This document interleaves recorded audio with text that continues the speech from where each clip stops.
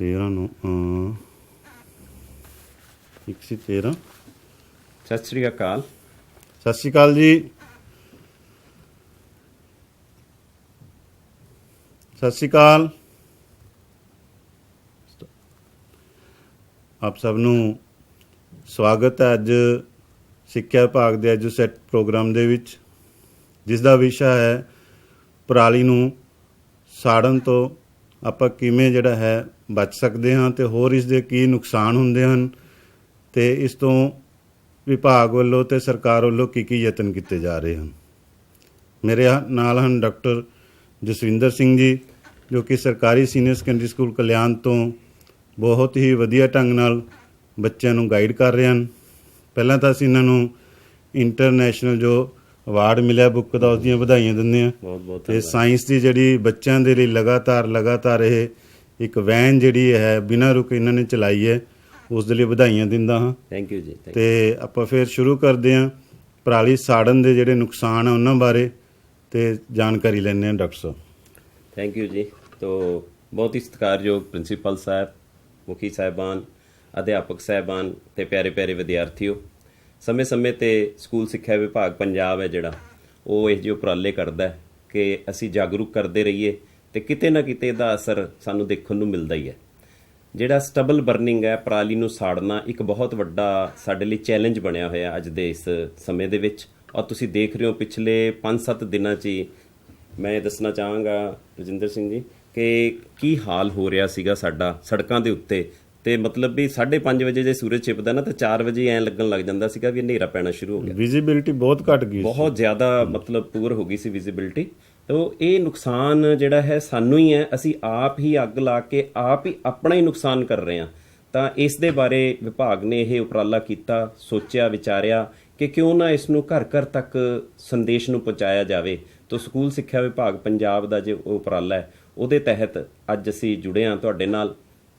ਮੈਂ ਇੱਕ ਬੇਨਤੀ ਕਰੂੰਗਾ ਕਿ ਅੱਜ ਇੱਥੋਂ ਜੋ ਕੁਝ ਤੁਸੀਂ ਲੈ ਕੇ ਜਾਓਗੇ, ਘਰ ਜਾ ਕੇ ਕੋਈ ਵੀ ਇਨਸਾਨ ਮਿਲਦਾ ਉਸ ਨਾਲ ਗੱਲਬਾਤ ਕਰਕੇ ਵੀ ਭਾਈ ਆਹ ਦੇਖੋ ਕੀ ਹਾਲ ਹੋ ਰਿਹਾ, ਉਹ ਦੇਖੋ ਕਿਸ ਤਰ੍ਹਾਂ ਦੇ ਨਾਲ ਸੜ ਕੇ ਕਿੰਨਾ ਡੈਂਸ ਜਿਹੜਾ ਹੈਗਾ ਮਤਲਬ ਵੀ ਸਮੋਕ ਹੈ, ਚਿੱਟੇ ਰੰਗ ਦਾ ਧੂੰਆਂ ਹੈ ਜਿਹੜਾ ਉਹ ਉੱਡ ਰਿਹਾ ਹੈ ਅਤੇ ਸੂਰਜ ਵੀ ਪਿੱਛੇ ਛਿਪਿਆ ਹੋਇਆ ਹੀ ਨਜ਼ਰ ਆ ਰਿਹਾ। ਤਾਂ ਤੁਸੀਂ ਦੇਖੋ ਵੀ ਇਹ ਜਿਹੜਾ ਹੈ ਅੱਗ ਲਗਾਉਣ ਦਾ ਸਾਡਾ ਇਹ ਤਰੀਕਾ ਚੱਲਦਾ ਹੈ, ਕਿਉਂਕਿ ਅਸੀਂ ਸਤੰਬਰ ਤੋਂ ਨਵੰਬਰ ਦੇ ਅਖੀਰਲੇ ਹਫ਼ਤੇ ਫਿਰ ਕਣਕ ਦੀ ਬਿਜਾਈ ਕਰਨੀ ਹੁੰਦੀ ਹੈ ਅਤੇ ਉਸ ਲਈ ਸਾਨੂੰ ਛੇਤੀ ਹੁੰਦੀ ਹੈ ਵੀ ਫਟਾਫਟ ਖੇਤ ਸਾਡੇ ਤਿਆਰ ਹੋ ਜਾਣ। ਤਾਂ ਉਸ ਦਾ ਸੌਖਾ ਅਤੇ ਸਾਰਥਕ ਜਿਹਾ ਤਰੀਕਾ ਲੱਭ ਲਿਆ ਆਪਣੇ ਵੱਲੋਂ। ਸਾਰਥਕ ਮੈਂ ਇਸ ਕਹਿ ਗਿਆ ਆਪਣੇ ਵੱਲੋਂ ਵੀ ਅਸੀਂ ਨੇ ਸੋਚ ਲਿਆ ਵੀ ਚਲੋ ਸਭ ਤੋਂ ਵਧੀਆ ਕੰਮ ਹੈ ਅੱਗ ਲਾਓ ਅਤੇ ਗੱਲ ਖਤਮ, ਵੀ 1-2 ਦਿਨਾਂ ਦੇ ਵਿੱਚ ਹੀ ਆਪਣਾ ਫੇਰ ਤਿਆਰੀ ਕਰ ਲਓ। ਪਰ ਜੋ ਸਰਕਾਰ ਕਹਿੰਦੀ ਹੈ, ਸਰਕਾਰ ਕੌਣ ਹੈ? ਸਰਕਾਰ ਤਾਂ ਅਸੀਂ ਆਪ ਹੀ ਸਰਕਾਰ ਹਾਂ ਨਾ।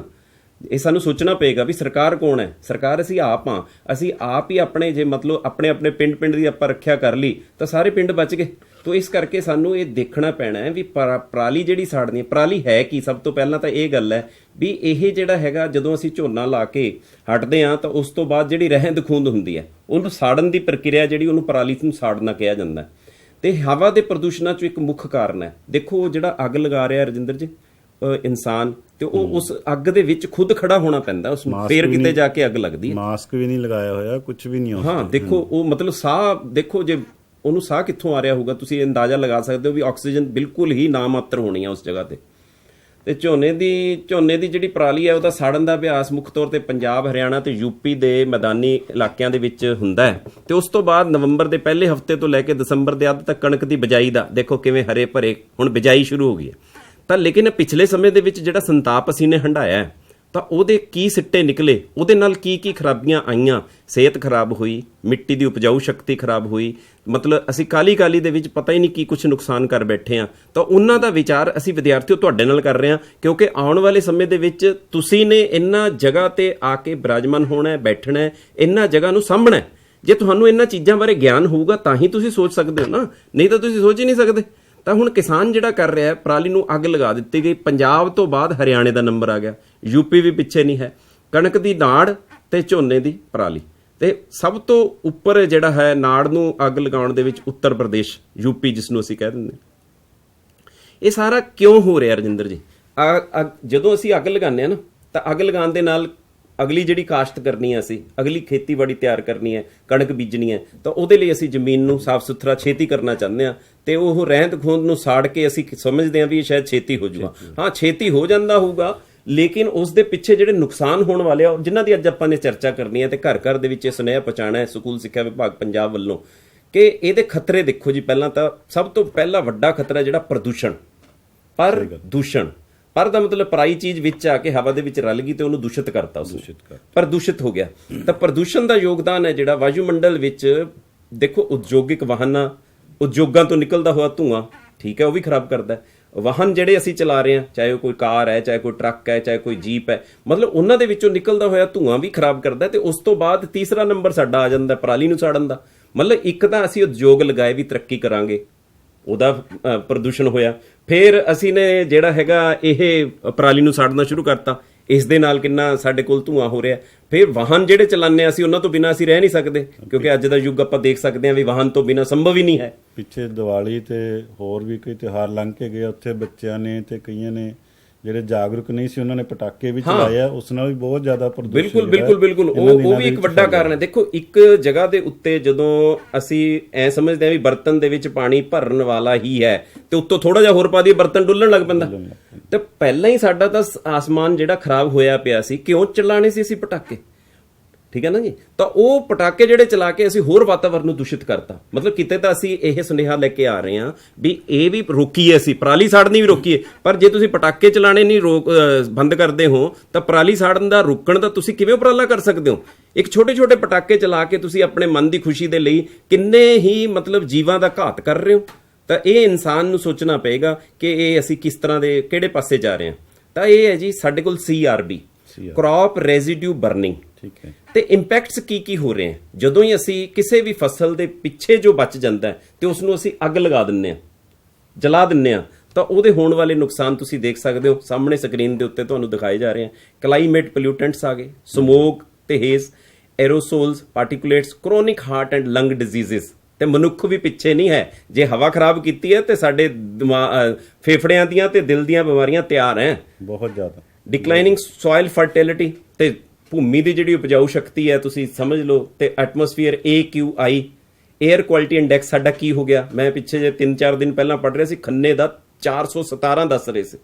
ਤਾਂ 에ਅਰ ਕੁਆਲਿਟੀ ਇੰਡੈਕਸ ਹੈ ਜਿਹੜਾ, ਜੇ ਅਸੀਂ ਬਾਹਰਲੇ ਮੁਲਕਾਂ ਦੇ ਨਾਲ ਕੰਪੇਅਰ ਕਰੀਏ, ਕਿਤੇ 30 ਹੈ ਕਿਤੇ 40 ਹੈ, ਤੇ ਸਾਡਾ 417 ਹੈ।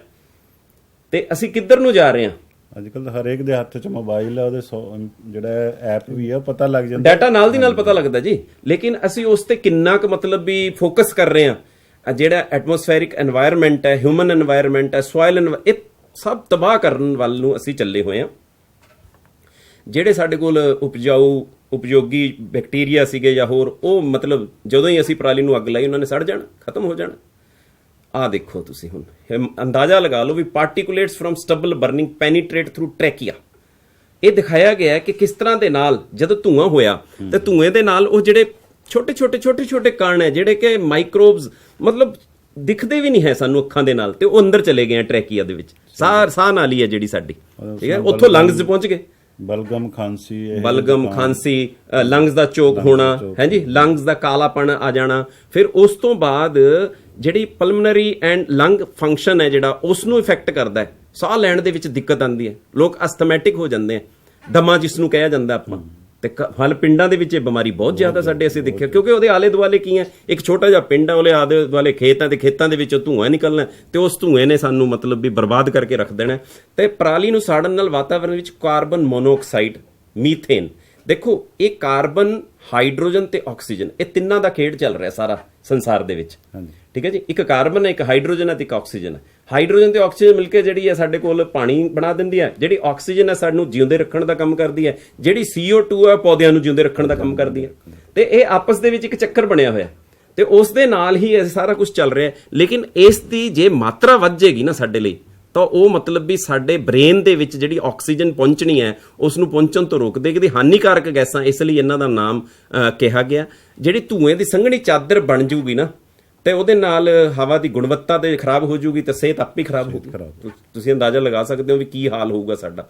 ਆਹ ਦੇਖ ਲਓ, ਆਹ ਹਾਲ ਹੋਣ ਵਾਲਾ ਸਾਹਮਣੇ ਦੇਖ ਲਓ ਵੀ ਹਰੀ ਭਰੀ ਧਰਤੀ, ਉਦਯੋਗ ਲਗਾਤੇ, ਪਰਾਲੀ ਸੜ ਕੇ ਧੂਆਂ ਕਰਤਾ, ਹੋਰ ਵਾਹਨਾਂ ਦਾ ਧੂਆਂ ਕਰਤਾ, ਤੇ ਉਹ ਬੰਦਾ ਜਿਹੜਾ ਹੈਗਾ ਧਰਤੀ ਦੇ ਪਿੱਛੇ ਲੁਕਣਾ ਚਾਹ ਰਿਹਾ ਵੀ ਕਿਤੇ ਮੈਨੂੰ ਸਾਹ ਆ ਜੇ, ਤੇ ਪਰ ਕਿੱਥੇ ਆਣਾ ਸਾਹ ਤਾਂ ਤੂੰ ਆਪ ਹੀ ਆਪਣਾ ਰੋਕ ਲਿਆ ਹੋਇਆ ਬਈ। ਪਿੱਛੇ ਬੈਕਗ੍ਰਾਉਂਡ ਫੇਫੜੇ ਵੀ ਜਿਹੜੇ ਐ ਲੱਗ ਰਿਹਾ ਉਹ ਕਾਲੇ ਹੋ ਗਏ। ਬਿਲਕੁਲ ਬਿਲਕੁਲ ਆ ਹੀ ਨਹੀਂ ਰਿਹਾ ਸਾਹ, ਮਤਲਬ ਪਹੁੰਚ ਹੀ ਨਹੀਂ ਰਿਹਾ ਹੈ। ਤੋ ਐਲਵੀਲਾਈ ਉਹ ਜਿਹੜੇ ਗੱਠਾਂ ਹੈਗੀਆਂ ਉਹਨਾਂ ਨੇ ਕਦੋਂ ਉਹਨਾਂ ਨੂੰ ਗ੍ਰੈਬ ਕਰਨਾ ਹੈਗਾ। ਅੱਖਾਂ ਦੀ ਜਲਨ, ਬਸ ਅੱਖਾਂ 'ਚ ਧੂਆਂ ਇਸ ਤਰ੍ਹਾਂ ਲੱਗਦਾ ਜਿਵੇਂ ਵੀ ਆਪਾਂ ਹੁਣੇ ਪਿਆਜ਼ ਕੱਟ ਕੇ ਹਟੇ ਹੋਈਏ ਤੇ ਪਾਣੀ ਆਣਾ ਜਿਹੜਾ ਸ਼ੁਰੂ ਹੋ ਜਾਂਦਾ। ਪਹਿਲਾਂ ਕਹਿੰਦੇ ਵੀ ਪਿਆਜ਼ ਕੱਟ ਰਹੇ ਤਾਂ ਖਸਾਫ ਹੋ ਰਹੀਆਂ, ਹੁਣ ਕਹਿ ਰਹੇ ਆ ਵੀ ਨਹੀਂ ਆ ਜਿਹੜਾ ਇਹ ਧੂਆਂ ਜਿਹੜਾ ਹੈਗਾ ਨਾ ਜੀ, ਇਹ ਜਿਹੜਾ ਪਰਾਲੀ ਨੂੰ ਸਾੜ ਕੇ ਜਿਹੜਾ ਧੂਆਂ ਪੈਦਾ ਹੁੰਦਾ ਹੈ, ਇਹ ਫੇਫੜਿਆਂ ਦੀਆਂ ਜਿੱਥੇ ਬਿਮਾਰੀਆਂ ਕਰਦਾ ਉੱਥੇ ਨਾਲ ਅੱਖਾਂ ਦੇ ਰੋਗ, ਨਾਲ ਚਮੜੀ ਦੇ ਰੋਗ, ਇਹ ਬਹੁਤ ਹੀ ਘਾਤਕ ਚੀਜ਼ ਹੈ। ਇਸ ਨਾਲ ਦਮਾ ਤੇ ਪਲਮਨਰੀ ਡਿਸੀਜ਼ਸ ਜਿਹੜੀਆਂ ਅਸੀਂ ਕਹੀਆਂ ਵੀ ਸਾਹ ਦੀਆਂ ਜਿਹੜੀਆਂ ਹੈਗੀਆਂ, ਬ੍ਰੋਂਕਾਈਟਸ ਹੋ ਗਿਆ, ਐਫਸੀਮਾ ਹੋ ਗਿਆ, ਫਿਰ ਕੈਂਸਰ ਤੱਕ ਪਹੁੰਚ ਜਾਂਦੀਆਂ, ਕਿਉਂਕਿ ਕ੍ਰੋਨਿਕ ਕੋਈ ਵੀ ਚੀਜ਼ ਹੋਗੀ ਤਾਂ ਉਹ ਕੈਂਸਰ ਤੱਕ ਪਹੁੰਚਣੀ। ਤਾਂ ਇਸ ਕਰਕੇ ਸਾਨੂੰ ਸੋਚਣਾ ਪੈਣਾ ਵੀ ਅਸੀਂ ਕਿੱਧਰ ਨੂੰ ਤੁਰ ਪਏ ਹੋਏ ਹਾਂ।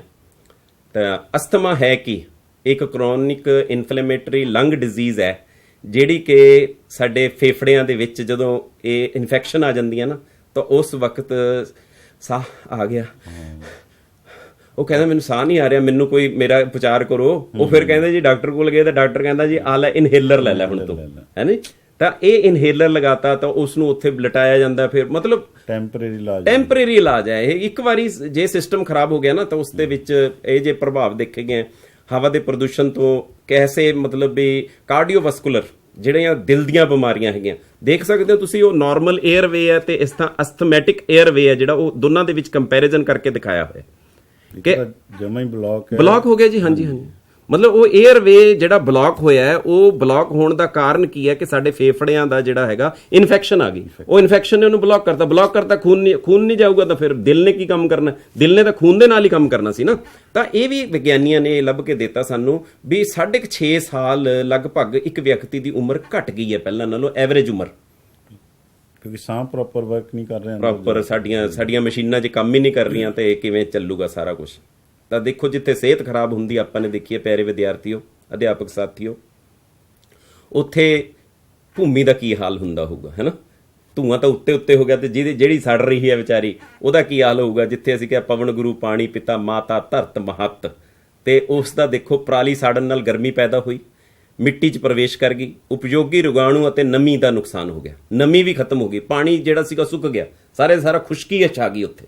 ਤਾਂ ਖੁਸ਼ਕੀ ਛਾਣ ਦੇ ਨਾਲ ਜਿਹੜਾ ਹੈ, ਜੇ ਡਰਾਈ ਹੋ ਜਾਂਦਾ ਐਟਮੋਸਫੀਅਰ, ਤਾਂ ਉਸ ਤੇ ਸਾਡੀ ਸਿਹਤ ਤੇ ਬਹੁਤ ਬੁਰਾ ਪ੍ਰਭਾਵ ਪੈਂਦਾ। ਤਾਂ ਮਿੱਟੀ ਦੀ ਵੀ ਸਿਹਤ ਹੈ ਇੱਕ, ਜੇ ਸਾਡੀ ਸਿਹਤ ਹੈ ਤਾਂ ਮਿੱਟੀ ਦੀ ਵੀ ਇੱਕ ਸਿਹਤ ਹੈ। ਜੇ ਚੰਗੀ ਮਿੱਟੀ ਹੋਊਗੀ ਤਾਂ ਚੰਗੇ ਫਲ, ਭੋਜਨ, ਸਬਜ਼ੀਆਂ ਸਾਨੂੰ ਉਪਲਬਧ ਕਰਾ ਸਕਦੀ ਹੈ ਉਹ ਚੰਗੀ ਮਿੱਟੀ। ਤਾਂ ਹੁਣ ਮਿੱਟੀ ਦੇ ਵਿੱਚ ਜਿਹੜੇ ਜ਼ਰੂਰੀ ਪੌਸ਼ਟਿਕ ਤੱਤ ਹੈ, ਨਾਈਟ੍ਰੋਜਨ ਹੈ, ਫਾਸਫੋਰਸ ਹੈ, ਪੋਟਾਸ਼ੀਅਮ ਹੈ, ਜਦੋਂ ਅਸੀਂ ਅੱਗ ਲਾਤੀ ਜਲ ਕੇ ਖਤਮ ਹੋ ਗਏ। ਸੇਕ ਤੋਂ ਜ਼ਿਆਦਾ ਸੇਕ ਮਿਲ ਗਿਆ, ਉਹਨੇ ਖਤਮ ਹੋ ਜਾਣਾ, ਹੈ ਨਾ ਜੀ। ਕਿਤੇ ਤਾਂ ਗੱਲ ਕਰੀਏ ਰੋਟੀ ਚ, ਅਗਰ ਉਸੇ ਅੱਗ ਤੇ ਆਪਾਂ ਸੇਕਦੇ ਆ, ਉਹਨੂੰ ਮੱਠੀ ਸੇਕਦੇ ਆ ਤਾਂ ਉਹ ਸਾਨੂੰ ਫਾਇਦਾ ਕਰਦੀ ਹੈ, ਪਰ ਅਗਰ ਉਸ ਨੂੰ ਆਪਾਂ ਕਾਲਾ ਕਰਤੇ ਆ ਤਾਂ ਉਹਨੂੰ ਖਾਣ ਯੋਗ ਰਹਿ ਗਈ, ਨਾ ਉਹਦੀ ਕੋਈ ਵਰਤੋਂ। ਬਿਲਕੁਲ ਸਹੀ ਉਦਾਹਰਨ ਦਿੱਤੀ ਹੈ ਤੁਸੀਂ ਰਜਿੰਦਰ ਜੀ, ਵੀ ਇਹ ਜਿਹੜਾ NPK ਹੈ ਨਾ, ਉਸ ਤੋਂ ਬਾਅਦ ਇਹਨੂੰ ਪਹਿਲਾਂ ਖਤਮ ਕਰ ਲਿਆ, ਫਿਰ ਥੈਲੇ ਦੇ ਥੈਲੇ ਭਰ ਕੇ ਅਸੀਂ ਇਹਨਾਂ ਨੂੰ ਆਪਣੇ ਖੇਤਾਂ ਦੇ ਵਿੱਚ ਜਿਹੜਾ ਹੈ ਐਜ਼ ਏ ਮਤਲਬ ਮੈਨਿਓਰ ਦੇ ਲਈ ਤੌਰ ਦੇ ਉੱਤੇ, ਮੈਨ ਮੇਡ ਮੈਨਿਓਰ ਦੇ ਤੌਰ ਤੇ ਅਸੀਂ ਲਿਆ ਰਹੇ ਹਾਂ, ਹੈ ਨਾ। ਰੂੜੀ ਦਾ ਸਾਡਾ ਉਹ ਕੰਮ ਹੀ, ਕੰਸੈਪਟ ਹੀ ਖਤਮ ਕਰ ਲਿਆ ਹੋਇਆ ਸੀ ਜੀ। ਉਪਜਾਊ ਸ਼ਕਤੀ ਘਟ ਗਈ, ਤੱਤ ਜ਼ਮੀਨ ਤੇ ਸੜ ਗਏ।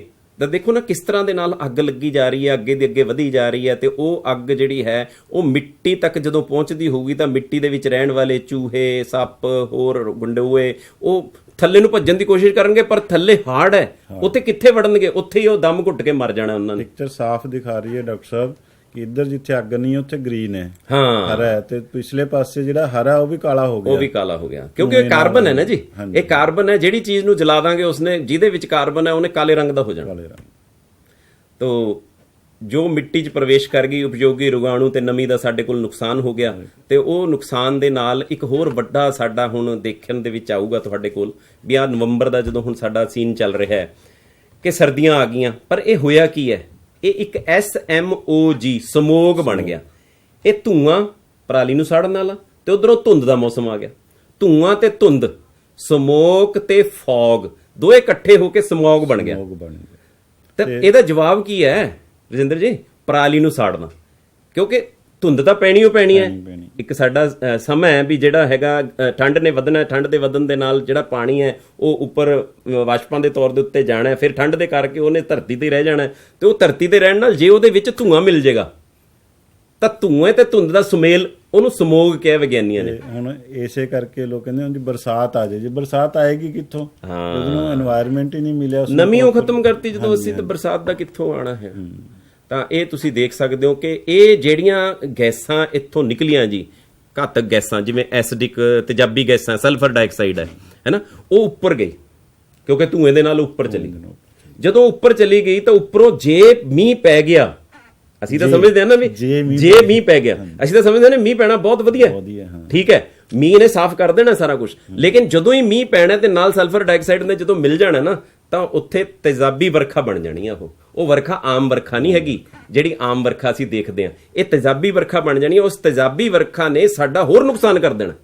ਮਤਲਬ ਇਹ ਨਾ ਸਮਝੋ ਵੀ ਧੂਆਂ ਕਰਕੇ ਉੱਤੇ ਭੇਜਤਾ ਸਾਰਾ ਕੁਝ ਤੇ ਮੀਂਹ ਪੈ ਜੇ ਤਾਂ ਹੁਣ ਠੀਕ ਹੋ ਜਾਊਗਾ। ਮੀਂਹ ਪੈਣ ਦੇ ਨਾਲ ਉਹ ਸਾਰੇ ਦਾ ਸਾਰਾ ਫਿਰ ਧਰਤੀ ਤੇ ਭੇਜਤਾ। ਕੁਦਰਤ ਬੜੀ ਮਤਲਬ ਲਾਜਵਾਬ ਕੰਮ ਕਰ ਰਹੀ ਹੈ, ਐਸਾ ਕੰਮ ਕਰ ਰਹੀ ਹੈ ਕਿ ਕੁਦਰਤ ਨੇ ਉਹ ਜਿਹੜਾ ਸਾਰੇ ਦਾ ਸਾਰਾ ਤੁਸੀਂ ਪੋਲਿਊਟ ਕਰਕੇ ਉੱਪਰ ਨੂੰ ਭੇਜਿਆ ਨਾ ਧੂਆਂ, ਉਹ ਤੁਹਾਨੂੰ ਹੀ ਵਾਪਸ ਦਿੱਤਾ ਤੇ ਉਹ ਫਿਰ ਸਾਡੇ ਜਲ ਸਰੋਤਾਂ ਜਾ ਕੇ ਮਿਲ ਗਿਆ। ਉਹ ਜਲ ਸਰੋਤਾਂ ਜਾ ਕੇ ਮਿਲ ਜਾਂਦਾ ਤੇ ਉਸ ਤੋਂ ਬਾਅਦ ਫਿਰ ਦੇਖੋ ਉਹਦੇ ਵਿੱਚ ਜਿਹੜੀ ਜਲ ਜੀਵਨ ਹੈ ਸਾਡਾ, ਜਿਹੜੇ ਜੀਵ ਸਮੁੰਦਰਾਂ 'ਚ ਰਹਿ ਰਹੇ ਆ, ਨਦੀਆਂ ਦੇ ਨਾਲ ਉਧਰ ਹੈ ਨਾ ਕਿਨਾਰਿਆਂ ਤੇ ਰਹਿ ਰਹੇ ਆ, ਉਹਨਾਂ ਦਾ ਕੀ ਹੱਲ ਹੁੰਦਾ ਹੋਊਗਾ? ਜਸਟ ਆਪਾਂ ਸੋਚ ਸਕਦੇ ਹਾਂ। ਵਿਸ਼ੇਸ਼ ਸਰਕਲ ਬਣ ਗਏ। ਹਾਂ ਬਿਲਕੁਲ ਬਿਲਕੁਲ। ਤਾਂ ਇਹਦੇ ਮਤਲਬ ਸਕਾਰਾਤਮਕ ਨਕਾਰਾਤਮਕ ਨਤੀਜੇ ਹੈਗੇ ਆ ਸਾਡੇ ਕੋਲ, ਲੇਕਿਨ ਇਹਨੂੰ ਸਾੜਨ ਦੀ ਬਜਾਏ ਹੋਰ ਤਰੀਕੇ ਹੈਗੇ ਆ ਸਾਡੇ ਕੋਲ। ਪਸ਼ੂਆਂ ਦੀ ਖੁਰਾਕ ਹੈ, ਖਾਦ ਹੈ, ਪੇਂਡੂ ਖੇਤਰਾਂ 'ਚ ਛੱਤਾਂ ਪਾਈਆਂ ਜਾ ਸਕਦੀਆਂ, ਬਾਇਓਮਾਸ ਊਰਜਾ ਦੇ ਤੌਰ ਤੇ ਇਸ ਨੂੰ ਵਰਤਿਆ। ਅੱਜ ਕੱਲ ਮੈਂ ਦੇਖਿਆ ਰਸਤੇ 'ਚ ਵੀ ਜਾਂਦੇ ਦੇਖਿਆ ਟਰਾਲੀਆਂ ਦੀਆਂ ਟਰਾਲੀਆਂ ਭਰੀਆਂ ਜਾ ਰਹੀਆਂ, ਉਹਨਾਂ 'ਚ ਪੈਕ ਹੋ ਕੇ ਪਰਾਲੀ। ਸਿਆਣੇ ਕਿਸਾਨ ਹੈ ਜਿਹੜੇ ਸਾਡੇ, ਜਿਹੜੇ ਇਸ ਗੱਲ ਨੂੰ ਸਮਝ ਗਏ ਹੋਏ, ਸਾਇੰਟੀਫਿਕ ਹੈ, ਵਿਗਿਆਨੀ ਹੈ, ਮਤਲਬ ਉਹਨਾਂ ਨੇ ਇਸ ਗੱਲ ਨੂੰ ਬਾਖੂਬੀ ਸਮਝ ਲਿਆ ਹੋਇਆ ਵੀ ਵਾਕਈ ਇਹਦੇ ਨਾਲ ਨੁਕਸਾਨ ਤਾਂ ਹੋ ਰਿਹਾ, ਤਾਂ ਉਹ ਕੁਛ ਨਾ ਕੁਛ ਮਤਲਬ ਇਸ ਤਰ੍ਹਾਂ ਦਾ ਕਰਨ ਲੱਗੇ ਹੋਏ ਆ। ਤਾਂ ਉਹ ਦੇਖੋ ਇਸ ਤਰ੍ਹਾਂ ਦੀਆਂ ਗੱਠਾਂ ਬਣਾ ਕੇ ਜਾਂ ਚੌਰਸ ਗੱਠਾਂ ਬਣਾ ਕੇ biomass power project, thermal power ਪਲਾਂਟਾਂ ਦੇ ਵਿੱਚ ਫਾਇਰਿੰਗ ਦੀ ਤੌਰ ਤੇ ਅੱਗ ਲਗਾਉਣ ਦੇ ਲਈ ਅਸੀਂ ਉੱਥੋਂ ਕੰਮ ਲੈ ਲੈਂਦੇ ਹਾਂ। ਜਦੋਂ ਅਸੀਂ ਮਤਲਬ ਵੀ ਥਰਮਲ ਪਲਾਂਟਾਂ 'ਚ ਕੀ ਹੁੰਦਾ ਜੀ, ਥਰਮਲ ਤੋਂ ਭਾਵ ਹੀ ਸਾਡਾ ਤਾਪੀ ਹੈ, ਤਾਪ ਦੇਣਾ। ਤਾਪ ਹੁਣ ਅਸੀਂ ਕਾਹਦੇ ਨਾਲ ਦੇਣਾ? ਕੋਇਲੇ ਦੇ ਨਾਲ ਦੇ ਸਕਦੇ ਹਾਂ। ਜੇ ਕੋਲਾ ਸਾਡਾ ਮੁੱਕਣ ਵਾਲਾ ਹੋਇਆ ਪਿਆ, ਅਸੀਂ ਇਹਦੇ ਨਾਲ ਤਾਪ ਦੇ ਲਓ। ਤਾਪ ਦੇ ਕੇ ਅਸੀਂ ਪਾਣੀ ਨੂੰ ਗਰਮ ਕਰਨਾ ਹੈ, ਗਰਮ ਕਰਕੇ ਉਬਲੂਗਾ, ਉਬਲ ਕੇ ਉਹਦੀ ਭਾਫ ਬਣੂਗੀ, ਭਾਫ ਦੇ ਨਾਲ ਟਰਬਾਈਨਾਂ ਚੱਲਣਗੀਆਂ, ਟਰਬਾਈਨਾਂ ਦੇ ਚੱਲਣ ਦੇ ਨਾਲ ਹੀ ਬਿਜਲੀ ਪੈਦਾ ਹੋਣੀ। ਤਾਂ ਮਤਲਬ ਇਸ ਚੀਜ਼ ਨੂੰ ਉੱਥੇ ਵਰਤਿਆ ਜਾ ਸਕਦਾ ਸਾਡੇ ਵੱਲੋਂ। ਤਾਂ ਇਹ ਕੰਪਰੈਸ ਕਰਕੇ ਕਿਸ ਤਰ੍ਹਾਂ ਦੇ ਨਾਲ ਇਹ ਜਿਹੜੇ ਹੈਗੇ ਆ ਸਾਡੇ ਕੋਲ ਇਹਦੀ ਵਿਕਲਪਿਕ ਵਰਤੋਂ ਹੈ, ਜਿਹੜੀ feeding livestock, mushroom harvesting, ਖੁੰਬਾਂ ਜਿੱਥੇ, ਤਾਂ ਉੱਥੇ ਇਹਦੀ ਜ਼ਰੂਰਤ ਪੈਂਦੀ ਹੈ ਪਰਾਲੀ ਦੀ, ਕਿ ਉੱਥੇ ਆਰਾਮ ਦੇ ਨਾਲ ਇਹ ਆਪਣੀਆਂ ਗਰੋ ਕਰਦੀਆਂ ਹੈ ਨਾ ਜੀ। ਬਾਇਓਮਾਸ ਊਰਜਾ ਦੇ ਤੌਰ ਦੇ ਉੱਤੇ ਪੈਕਿੰਗ ਸਮੱਗਰੀ ਦੇ ਬਾਲਣ ਦੇ ਲਈ ਕਾਗਜ਼ ਇਹਦਾ ਬਣਾਇਆ ਜਾ ਸਕਦਾ ਹੈ, ਹਾਂਜੀ।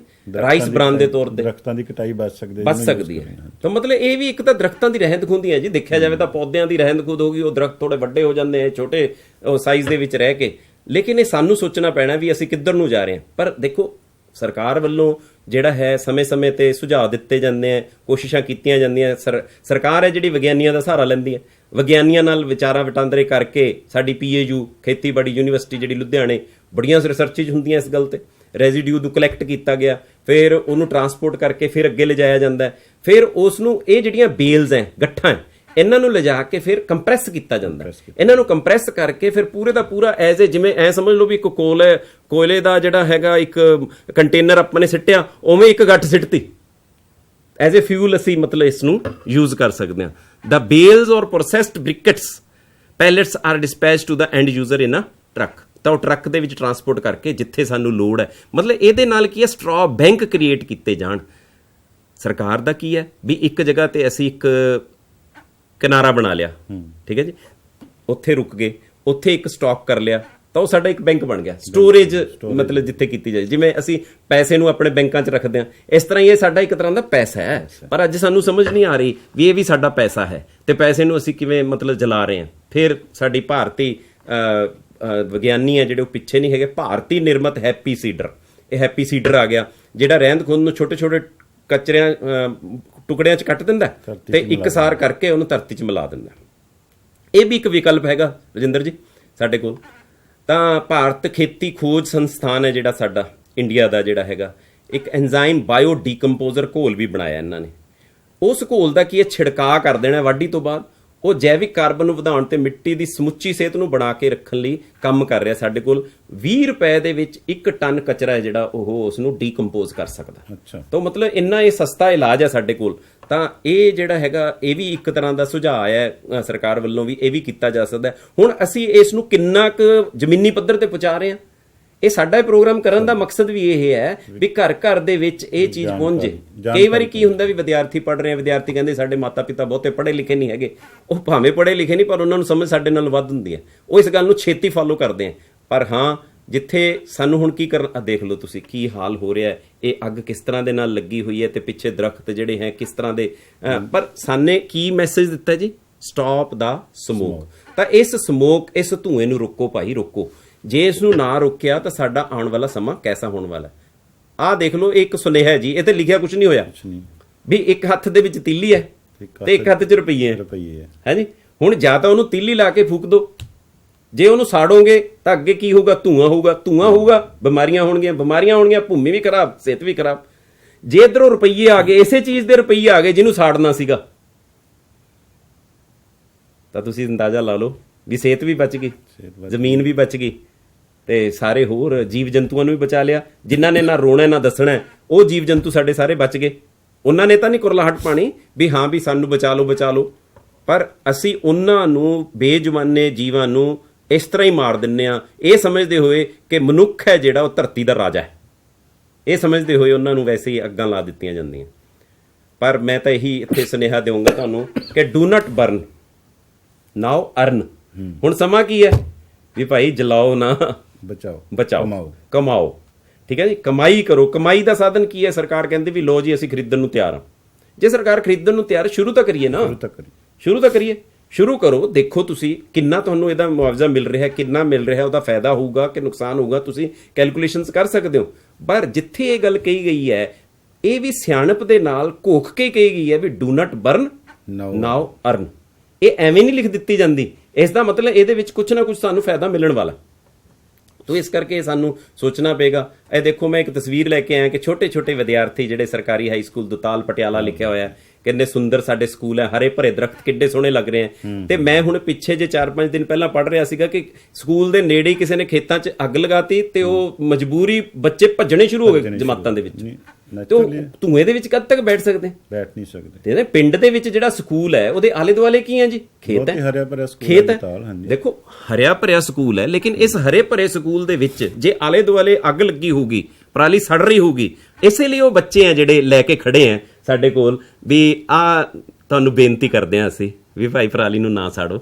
ਹੈ ਉਹ ਬੇਨਤੀ ਲੈ ਕੇ ਖੜੇ ਹੋਏ ਆ, ਹਨਾ, ਜਿਹੜੀ ਅਸੀਂ ਵਿਦਿਆਰਥੀ ਤੇ ਅਧਿਆਪਕ ਇੱਕ ਰੈਲੀ ਦੇ ਤੌਰ ਦੇ ਉੱਤੇ ਇੱਕ ਇਹ ਤਰੀਕਾ ਸਾਡਾ ਜਾਗਰੂਕ ਕਰਨ ਦਾ ਵੀ ਘਰ ਘਰ ਦੇ ਵਿੱਚ ਸੁਨੇਹਾ ਪਹੁੰਚਾਉਣ। ਜਿੱਥੇ ਇਹਨਾਂ ਵਿਦਿਆਰਥੀਆਂ ਨੂੰ ਪਤਾ ਲੱਗੂਗਾ ਉੱਥੇ ਹੋਰਾਂ ਨੂੰ ਵੀ ਪਤਾ ਲੱਗੂਗਾ ਵੀ ਇਸ ਤਰ੍ਹਾਂ ਦੇ ਨਾਲ ਅਸੀਂ ਜਿਹੜਾ ਹੈਗਾ ਆਪਣਾ ਵਾਤਾਵਰਨ ਬਚਾ ਸਕਦੇ ਹਾਂ, ਘਰ ਘਰ 'ਚ ਸੁਨੇਹਾ ਲਾ ਕੇ। ਪਿਛਲੀ ਵਾਰੀ ਆਪਣਾ ਮੈਸੇਜ ਜਿਹੜਾ ਸਹੀ ਗਿਆ ਵੀ ਆਪਾਂ ਬੱਚੇ ਨੂੰ ਕਹੀਏ ਪੋਸਟਰ ਲਗਾਓ, ਉਹਨਾਂ ਨੇ ਕੀਤਾ ਜੀ। ਬਿਲਕੁਲ ਬਿਲਕੁਲ। ਬੱਚੇ ਤੇ ਵਿਦਿਆਰਥੀ, ਅਧਿਆਪਕ ਦਾ ਇੱਕ ਬਹੁਤ ਵੱਡਾ ਗਾਈਡ ਹੈ ਜੀ। ਅਧਿਆਪਕ ਜੇ ਕਹਿ ਦੇਵੇ ਨਾ, ਮੇਰੇ ਖਿਆਲ ਤੇ ਤੁਸੀਂ ਰਜਿੰਦਰ ਜੀ ਤੁਹਾਨੂੰ ਇਹ ਗੱਲ ਯਾਦ ਹੋਊਗੀ ਕਿ ਛੋਟਾ ਜਿਹਾ ਬੱਚਾ ਵੀ ਇਹ ਕਹਿ ਦਿੰਦਾ ਵੀ ਮਾਤਾ ਪਿਤਾ ਜੀ ਤੁਸੀਂ ਗਲਤ ਹੋ ਸਕਦੇ ਹੋ, ਮੇਰਾ ਅਧਿਆਪਕ ਨਹੀਂ ਗਲਤ ਹੋ ਸਕਦਾ। ਤੇ ਅਧਿਆਪਕ ਨੇ ਇਹ ਸੋਚਣਾ ਵੀ ਮੈਂ ਕਿੱਧਰਲੇ ਪਾਸੇ ਆਪਣੇ ਜਿਹੜੇ ਵਿਦਿਆਰਥੀਆਂ ਨੂੰ ਲੈ ਕੇ ਜਾਣਾ। ਵਿਦਿਆਰਥੀਆਂ ਨੂੰ ਲਿਜਾਣ ਦਾ ਮਤਲਬ ਆਪਣੇ ਸਮਾਜ ਨੂੰ ਲਿਜਾਣ ਦਾ ਮਤਲਬ ਆਪਣੇ ਨੇਸ਼ਨ ਨੂੰ ਕਿੱਧਰਲੇ ਪਾਸੇ ਲੈ ਕੇ ਜਾਣਾ, ਕਿਉਂਕਿ ਨੇਸ਼ਨ ਦੀ ਡੋਰ ਅੱਜ ਸਾਡੇ ਹੱਥ 'ਚ ਹੈ, ਕੱਲ ਨੂੰ ਇਹਨਾਂ ਵਿਦਿਆਰਥੀਆਂ ਦੇ ਹੱਥ 'ਚ ਹੋਣੀ ਹੈ। ਜੇ ਇਹਨਾਂ ਵਿਦਿਆਰਥੀਆਂ ਨੂੰ ਇਹੀ ਨਾ ਪਤਾ ਲੱਗਿਆ ਵੀ ਅਸੀਂ ਕਰਨਾ ਕੀ ਆਉਣ ਵਾਲੇ ਸਮੇਂ ਦੇ ਵਿੱਚ, ਤਾਂ ਕੀ ਬਣੂਗਾ ਸਾਡਾ? ਜਸਟ ਆਪਾਂ ਇਮੇਜਿਨ ਕਰ ਸਕਦੇ ਕਿ ਇਹਨਾਂ ਨੂੰ ਪਤਾ ਹੀ ਨਹੀਂ ਹੋਊਗਾ ਪਰਾਲੀ ਹੁੰਦੀ ਕੀ ਹੈ। ਕਈ ਤਾਂ ਅੰਗਰੇਜ਼ੀ ਸਕੂਲਾਂ 'ਚ ਪੜ੍ਹਦੇ ਹੋਏ ਬੱਚਿਆਂ ਨੂੰ ਜੇ ਪੁੱਛ ਲਈਏ ਨਾ ਵੀ ਨਾੜ ਕੀ ਹੈ ਜੀ, ਪਰਾਲੀ ਕੀ ਹੈ, ਉਹ ਕਹਿਣਗੇ ਹਾਂਜੀ ਸੁਣਿਆ ਤਾਂ ਹੈ ਪਰ ਸਾਨੂੰ ਨਹੀਂ ਪਤਾ ਹੈ ਕੀ ਹੈ, ਕਿਉਂਕਿ ਸ਼ਹਿਰੀ ਬੱਚਿਆਂ ਨੂੰ ਪਿੰਡਾਂ ਦੀਆਂ ਜਿਹੜੀਆਂ ਹੈ ਟਰਮਸ ਹੈ ਜਿਹੜੀਆਂ ਨਹੀਂ ਕਈ ਵਾਰੀ ਸਮਝ ਆਉਂਦੀਆਂ। ਪਰ ਜੇ ਸਕੂਲਾਂ ਦੇ ਵਿੱਚ ਇਹ ਚੀਜ਼ ਆਪਾਂ ਲਾਗੂ ਕਰ ਦਿੰਦੇ ਹਾਂ ਇਸ ਤਰ੍ਹਾਂ ਦੇ ਨਾਲ ਵੀ ਮਾਰਨਿੰਗ ਅਸੈਂਬਲੀ 'ਚ ਅਸੀਂ ਕੋਈ ਮਤਲਬ ਗੱਲ ਕਰ ਲਈ, ਉਹਨਾਂ ਨੂੰ ਕੁਛ ਇਸ ਤਰ੍ਹਾਂ ਦੀ ਜਿਹੜੀ ਹੈਗੀ ਹੈ ਦਿਖਾਤਾ ਪ੍ਰੋਗਰਾਮ, ਜਿਵੇਂ ਅੱਜ ਐਜੂਸੈਟ ਤੇ ਸਿੱਖਿਆ ਵਿਭਾਗ ਨੇ ਚਲਾਇਆ ਪ੍ਰੋਗਰਾਮ, ਤਾਂ ਉਹ ਸਾਰੇ ਬੱਚਿਆਂ ਤੱਕ, ਅਧਿਆਪਕਾਂ ਤੱਕ ਸੁਨੇਹਾ ਪਹੁੰਚ ਰਿਹਾ ਹੈ। ਜਿਹੜੇ ਇਹਨੂੰ ਸੁਣ ਰਹੇ ਹੋਣਗੇ ਉਹ ਵਾਅਦਾ ਕਰੋ ਵੀ ਘਰ ਘਰ ਜਾ ਕੇ ਇਹ ਸੁਨੇਹਾ ਦਿਓਗੇ ਔਰ ਘਰ ਘਰ ਜਾ ਕੇ ਇਹ ਗੱਲ ਨੂੰ ਪਹੁੰਚਾਓਗੇ ਜਿਸ ਤਰ੍ਹਾਂ ਇਹ ਵਿਦਿਆਰਥੀ ਤੇ ਅਧਿਆਪਕ ਲੱਗੇ ਹੋਏ ਆ। ਦੇਖੋ ਜੀ, ਇੱਕ ਬੱਚੀ ਸੁਨੇਹਾ ਦੇ ਰਹੀ ਹੈ ਸਾਡੇ ਸਕੂਲ ਸਿੱਖਿਆ ਵਿਭਾਗ ਪੰਜਾਬ ਵੱਲੋਂ, ਬੱਚਿਓ ਅੰਕਲ ਨੂੰ ਸਮਝਾਓ ਪਰਾਲੀ ਨੂੰ ਅੱਗ ਨਾ ਲਾਓ। ਤਾਂ ਅੰਕਲ ਨੂੰ ਸਮਝਾਓ। ਅੰਕਲ ਕੌਣ ਹੈ? ਸਾਡੇ ਚਾਚਾ ਜੀ, ਤਾਇਆ ਜੀ, ਸਾਡੇ ਆਪਣੇ ਮਤਲਬ ਘਰੇਲੂ ਜਿਹੜੇ ਹੈਗੇ ਆ, ਘਰ ਦੇ ਬੰਦੇ ਆ ਜਾਂ ਗਵਾਂਢੀ ਬੰਦੇ ਆ, ਉਹਨਾਂ ਨੂੰ ਆਪਾਂ ਨੇ ਕੀ ਕਰਨਾ ਹੈਗਾ? ਬੇਨਤੀ ਕਰਨੀ ਹੈ। ਉਹਨਾਂ ਨੂੰ ਐ ਨਹੀਂ ਕਹਿ ਸਕਦੇ ਵੀ ਨਾ ਵੀ ਕੱਲ ਤੋਂ ਤੁਸੀਂ ਇਹ ਨਹੀਂ ਸਾੜਨੀ ਹੈਗੀ ਨਾ, ਆਪਾਂ ਬੇਨਤੀ ਕਰਕੇ ਕਹਿ ਸਕਦੇ ਆ ਵੀ ਭਾਈ ਆ ਅਸੀਂ ਦੇਖਿਆ ਸੀਗਾ ਸਕੂਲ ਦੇ ਵਿੱਚ, ਸਾਡੇ ਅਧਿਆਪਕਾਂ ਨੇ ਦੱਸਿਆ ਸੀਗਾ ਵੀ ਇਸ ਤਰ੍ਹਾਂ ਦੇ ਨਾਲ ਸਾਨੂੰ ਇਹ ਚੀਜ਼ਾਂ ਜਿਹੜੀਆਂ ਹੈਗੀਆਂ ਇਹਨਾਂ ਤੋਂ ਬਚਣਾ ਚਾਹੀਦਾ। ਆ ਸਾਡੇ ਸਕੂਲ ਸਿੱਖਿਆ ਵਿਭਾਗ ਪੰਜਾਬ ਦੇ ਵੱਲੋਂ ਜਿਹੜਾ ਪੋਸਟਰ ਹੈ ਉਹ ਪ੍ਰਦੂਸ਼ਣ ਰਹਿਤ ਪੰਜਾਬ ਬਣਾਓ, ਪਰਾਲੀ ਨੂੰ ਅੱਗ ਨਾ ਲਾਓ, ਪ੍ਰਦੂਸ਼ਣ ਰਹਿਤ ਪੰਜਾਬ। ਤੋਂ ਸਾਰੇ ਵਿਦਿਆਰਥੀ ਮੇਰੇ ਨਾਲ ਬੋਲਣਗੇ ਹੁਣ, ਸਕੂਲ ਸਿੱਖਿਆ ਵਿਭਾਗ ਪੰਜਾਬ ਦਾ ਨਾਰਾ ਪਰਾਲੀ ਨੂੰ ਅੱਗ ਨਾ ਲਾਓ, ਪ੍ਰਦੂਸ਼ਣ ਰਹਿਤ ਪੰਜਾਬ ਬਣਾਓ, ਪ੍ਰਦੂਸ਼ਣ ਰਹਿਤ ਪੰਜਾਬ ਬਣਾਓ, ਸਟਾਪ ਸਟਬਲ ਬਰਨਿੰਗ। ਤਾਂ ਇਹ ਜਿਹੜੀ ਸਟਬਲ ਬਰਨਿੰਗ ਹੈ ਨਾ, ਇਸ ਨੂੰ ਰੋਕਣਾ ਹੈ ਬਾਈ ਆਪਾਂ ਨੇ। ਹੁਣ ਦੇਖੋ ਮੈਂ ਤੁਹਾਨੂੰ ਇੱਥੇ ਇੱਕ ਗੱਲ ਦੱਸਦਾ ਵੀ ਕਿਸੇ ਵੀ ਚੀਜ਼ ਨੂੰ ਮਤਲਬ ਇੱਕ ਤੀਲੀ ਲਗਾ ਦੇਣੀ ਬੜਾ ਸੌਖਾ ਕੰਮ ਹੈ, ਪਰ ਤੁਸੀਂ ਇਹ ਸੋਚਿਆ ਵੀ ਇਹ ਪਰਾਲੀ ਬਣੀ ਕਿਵੇਂ ਹੋਊਗੀ?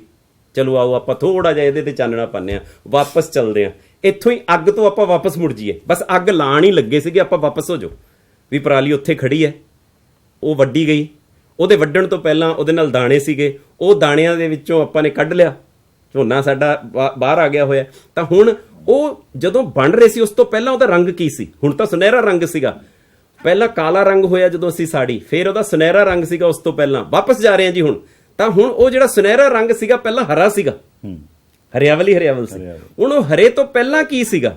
ਪਹਿਲਾਂ ਤਾਂ ਇੱਕ ਛੋਟਾ ਜਿਹਾ ਬੀਜ ਸੀਗਾ, ਹੈ ਨਾ ਜੀ। ਉਹ ਜਿਹੜਾ ਸੀਗਾ ਉਸ ਨੂੰ ਪੁਗਰਨ ਲੱਗਿਆ, ਉਸ ਨੂੰ ਬਣਨ ਲੱਗਿਆ, ਉਹਨੂੰ ਸੂਰਜ ਦੀ ਤਾਪ ਦੀ ਵੀ ਲੋੜ ਸੀ, ਉਸ ਨੂੰ ਆਲੇ ਦੁਆਲੇ ਚੰਗੀ ਹਵਾ ਦੀ ਵੀ ਲੋੜ ਸੀ, ਕਾਰਬਨ ਡਾਈਆਕਸਾਈਡ ਦੀ ਲੋੜ ਸੀ, ਫੋਟੋਸਿੰਥੇਸਿਸ ਪ੍ਰੋਸੈਸ ਹੋਇਆ, ਫਿਰ ਉਸਨੇ ਆਪਣਾ ਭੋਜਨ ਇਕੱਠਾ ਕਰਨਾ ਸ਼ੁਰੂ ਕੀਤਾ। ਕੋਈ ਇਹ ਤਾਂ ਹੈ ਨਹੀਂ ਵੀ ਇੱਕ ਦਿਨ 'ਚ ਹੀ ਖੜਾ ਹੋ ਗਿਆ।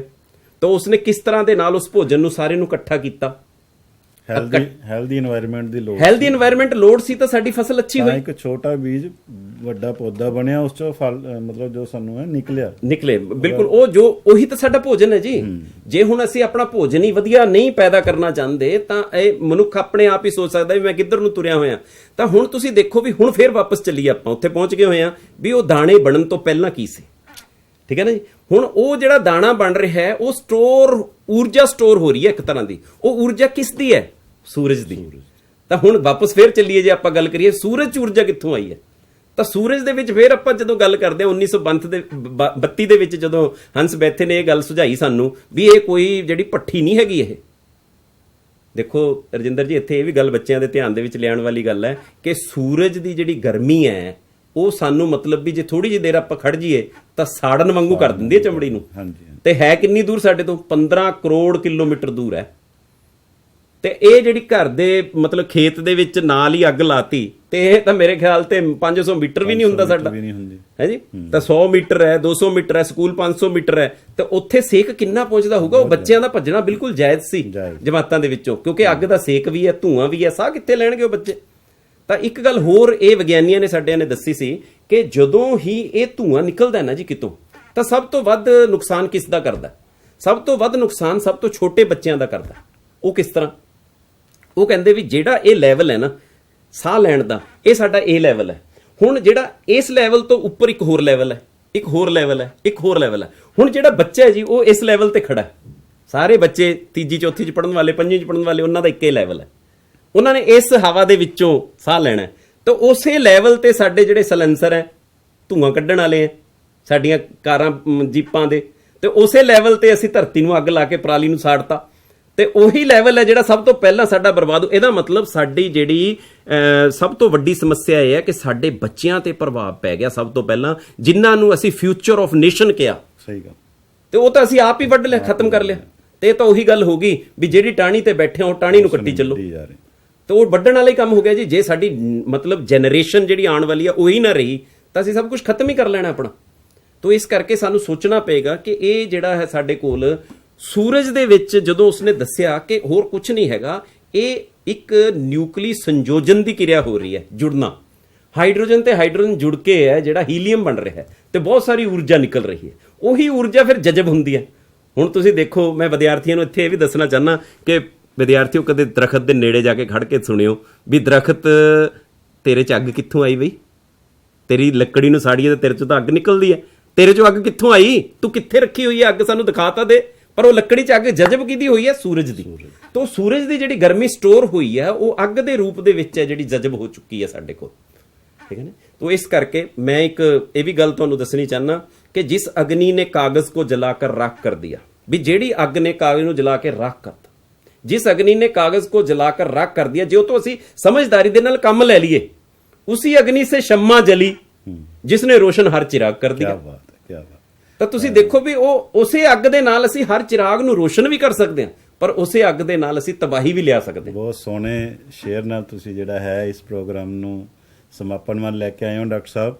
ਤੇ ਅਸੀਂ ਵਿਭਾਗ ਵੱਲੋਂ, ਐਜੂਸੈਟ ਵੱਲੋਂ, ਸਮੂਹ ਵਿਦਿਆਰਥੀਆਂ ਵੱਲੋਂ ਤੇ ਅਧਿਆਪਕਾਂ ਵੱਲੋਂ ਤੇ ਪੂਰੇ ਸਮਾਜ ਵੱਲੋਂ ਤੁਹਾਡੇ ਇਸ ਬੇਸ਼ਕੀਮਤੀ ਯੋਗਦਾਨ ਦਾ ਧੰਨਵਾਦ ਕਰਦੇ ਹਾਂ, ਕਿਉਂਕਿ ਤੁਸੀਂ ਲਗਾਤਾਰ 3 ਮਹੀਨੇ ਸਤੰਬਰ, ਅਕਤੂਬਰ, ਨਵੰਬਰ, ਜੋ ਕਿ ਵਿਭਾਗ ਦਾ ਇਹ ਵਿਸ਼ੇਸ਼ ਜਿਹੜਾ ਹੈ ਲੈਕਚਰ ਸੀ ਸਟਬਲ ਬਰਨਿੰਗ ਤੇ ਪਰਾਲੀ ਨਾਲ ਜਲਾਓ ਤੇ ਤੁਸੀਂ ਕੀਮਤੀ ਸਮਾਂ ਦਿੱਤਾ, ਕਿਉਂਕਿ ਅਧਿਆਪਨ ਦੇ ਨਾਲ ਨਾਲ ਐਸੇ ਜਿਹੜੇ ਸਮਾਜ ਸੇਵੀ, ਇੱਕ ਸਮਾਜ ਸੇਵਾ ਹੀ ਹੈ ਜਿਸ ਦਾ ਕਾਰਜ ਕੀਤਾ। ਮੈਂ ਵਿਭਾਗ ਵੱਲੋਂ ਸਕੱਤਰ ਸਕੂਲ ਸਿੱਖਿਆ ਪੰਜਾਬ ਜੀ, ਵਿਸ਼ੇਸ਼ ਸਕੂਲ ਸਕੱਤਰ, ਸਾਡੇ ਪ੍ਰਿੰਸੀਪਲ ਸਕੱਤਰ ਮੈਮ ਵੱਲੋਂ, ਖਾਸ ਕਰਕੇ ਡਾਇਰੈਕਟਰ SCRT ਵੱਲੋਂ, ਤੁਹਾਡਾ ਸਾਰਿਆਂ ਦਾ ਮਤਲਬ ਜਿੰਨੇ ਤੁਸੀਂ ਇਸ ਪ੍ਰੋਗਰਾਮ ਦੇ ਵਿੱਚ ਜਿੰਨਾ ਵੀ ਸਾਥੀਆਂ ਨੂੰ ਸਹਿਯੋਗ ਲਿਆ, ਤੁਹਾਡਾ ਸਾਰਿਆਂ ਦਾ ਧੰਨਵਾਦ ਕਰਦੇ ਹਾਂ ਤੇ ਆਸ ਕਰਦੇ ਹਾਂ ਭਵਿੱਖ ਦੇ ਵਿੱਚ ਤੁਸੀਂ ਇਸ ਤਰ੍ਹਾਂ ਹੀ ਸਾਨੂੰ ਆਪਣੀ ਵਧੀਆ ਗੱਲਾਂ ਨਾਲ ਸੇਧ ਦਿੰਦੇ ਰਹੋਗੇ।